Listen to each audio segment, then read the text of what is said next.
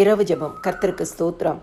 ஏசாயா 30வது அதிகாரம் 18வது வசனம். ஆனாலும் உங்களுக்கு இறங்கும்படி கர்த்தர் காத்திருப்பார், உங்கள் மேல் மனதுருகும்படி எழுந்திருப்பார். கர்த்தர் நீதி செய்கிற தேவன், அவருக்கு காத்திருக்கிற அனைவரும் பாக்கியவான்கள். கர்த்தர் கொடுத்த நல்ல வார்த்தைகளுக்காய் கர்த்தருக்கு நன்றி செலுத்துவோமாக. எங்களை நேசிக்கிற நல்ல இயேசுவே, இந்த நாளில் நீர் பாராட்டின உடைய நன்மை, கிருபை, இரக்கம், தயவு, ஆசீர்வாதம், காரியங்களுக்காய் உமக்கு நாங்கள் நன்றி செலுத்துகிறோம். ஏசப்பா, நீர் கொடுத்த சுகம், பலன், ஜீவன், ஆரோக்கியத்திற்காய் உமக்கு நன்றி செலுத்துகிறோம்.